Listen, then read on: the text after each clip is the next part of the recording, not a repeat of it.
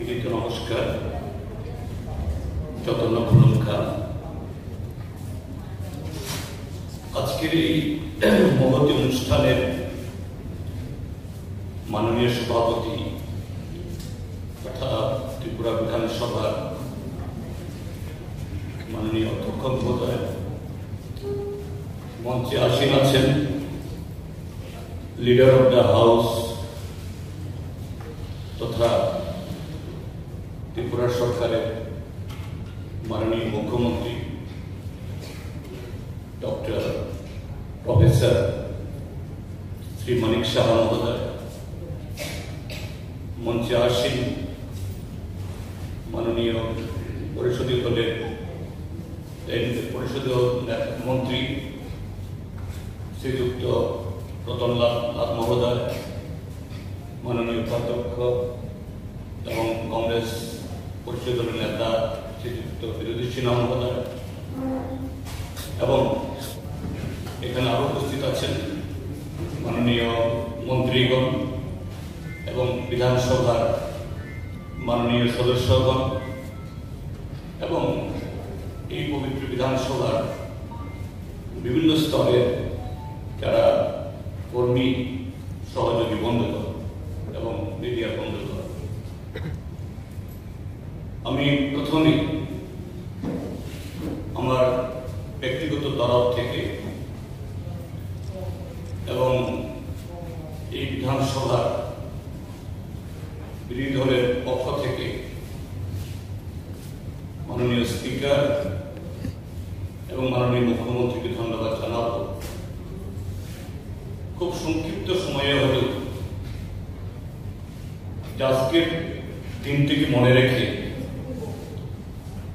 এই কর্মসূচিটি সংগঠিত করার জন্য তারা উদ্যোগ নিয়েছে। 1963 ইংরাজিতে আমাদের ত্রিপুরা বিধানসভার যাত্রা শুরু হয়, তার মানে আজ থেকে 65 বছর আগে।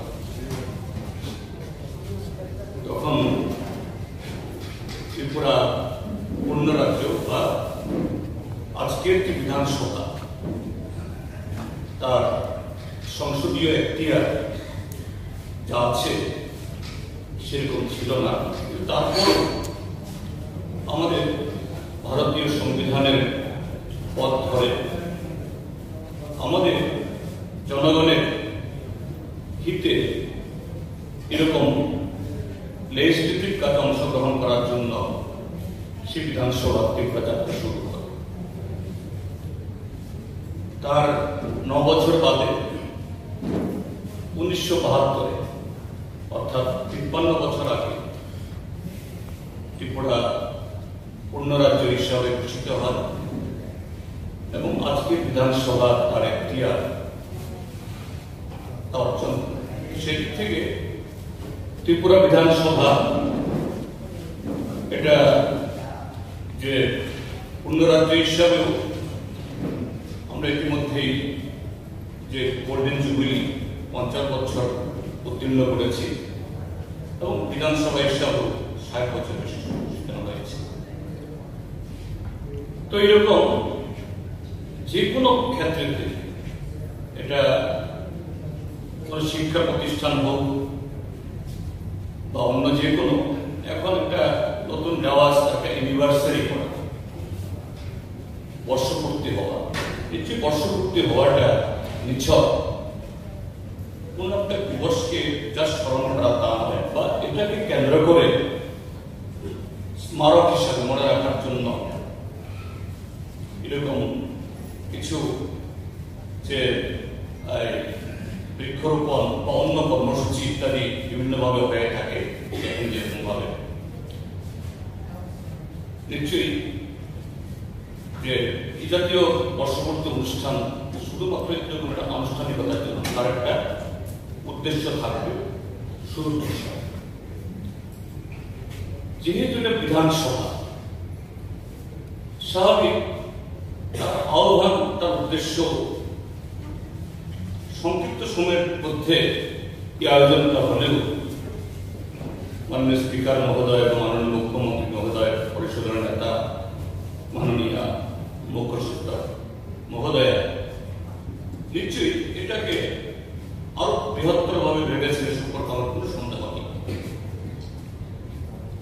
বিধানসভা মানে সে রাজ্যের বা সে প্রদেশে তার আশা আকাঙ্ক্ষার একটা কেন্দ্রবিন্দু, যে আমাদের দেশের এই সংবিধানের পথে কিভাবে সর্বোত্তম বা সর্বোৎকৃষ্ট উপায়ে আমরা দেশ সেবা করব, রাজ্যের সেবা করব, জনসেবা। এবং সেই জায়গায় আমাদের বহুদলীয় গণতন্ত্র, সেখানে বিভিন্ন দল আছে। এই মুহূর্তে কদিন আগে আমাদের দেশের মাননীয় প্রধানমন্ত্রী বক্তব্য শুনছিলেন, তিনি একটা যা বক্তৃতা করছিলেন, আমাদের দেশে প্রায় 200 উপরে রাজনৈতিক দল আছে, তাদের বিভিন্ন আইনসভাতে প্রতিনিধিত্ব আছে। আর পঞ্চায়েত থেকে শুরু করে লোকসভা, যে পৃথিবীর অন্য কোন দেশে এত সংখ্যক লোক যে নির্বাচিত হয়ে বিভিন্ন সংস্থার প্রতিনিধিত্ব করেন, এটা কোথাও নেই। এটা শুধু জনসংখ্যার সুবাদেই যে এত পদ, এত নির্বাচনী সংস্থা, তা নয়। যে আমাদের সংবিধানে যে আমাদের গণতান্ত্রিক অবস্থা বা স্বাধীনতার আগে আমাদের পূর্বপুরুষদের দীর্ঘ লড়াই সংগ্রামের আকাঙ্ক্ষাকে বাস্তব রূপায়িত করার জন্যই সংবিধান রচয়িতারা এই ব্যবস্থা করেছেন। তো সেই জায়গায় নিশ্চয়ই শুধু সংখ্যা তত্ত্বের দিক থেকে আমরা যে বৃহত্তম গণতন্ত্র বা অন্যভাবে আমাদের দেশের যে মাহাত্ম্যকে যদি আমরা বিচার করি, আমার মনে হয় সেই জায়গাতে যে প্রকৃত সে আকাঙ্ক্ষাকে মূল্য দেওয়া হবে। সেই জায়গায় আজকে যদি যেটা করে সারা পৃথিবী নানা দিক থেকে এগিয়ে যাওয়ার জন্য প্রতিযোগিতা চলবে, এই নিয়ম জগৎ সংসারে। তো সেই দিক থেকে আমরা আমাদের এই গণতান্ত্রিক ব্যবস্থাকেও কিভাবে শুধু সংখ্যাতত্ত্বের বিচারে না, প্রকৃত অর্থে এই একবিংশ শতাব্দীতে সারা পৃথিবী জুড়ে যে প্রতিযোগিতা, সেই জায়গায় আমরা আমাদের দেশকে, জাতিকে এগিয়ে যাওয়ার ক্ষেত্রে আমাদের এই গণতান্ত্রিক হাতিয়ারকেও আমরা কিভাবে আরো বেশি সম্প্রসারিত করতে পারবো, আরো কত উদার করতে পারবো, আরো কত বেশি জনগণের হিতে আমাদের সকলের তরফ থেকে এটা আজকের এই উদযাপনে এটাই যদি আমরা ভাবতে পারি, তাহলে সত্যি সত্যি এটা যে যথার্থ সেটা হবে। তো সেই জায়গায় আমি বলবো, আমি আমার থেকে শুরু করবো, আমার দল থেকে শুরু করবো, যেটা আমরা কি সংসদে কি বিধানসভা দেখা যায় আজকাল আমাদের দেশে, আমরা যারা বিরোধীরা আছি, যেমন একটা অংশ আছে যে সামগ্রিক চিন্তা ভাবনা ভুলে যে না শুধু কিভাবে বিরোধিতা করবো, কখনো কখনো এরকম একটা সংবিধান এসে যায়। ঠিক তেমনি অপর দিক থেকেও যারা ট্রেজারিতে আছেন তারাও একই রকম।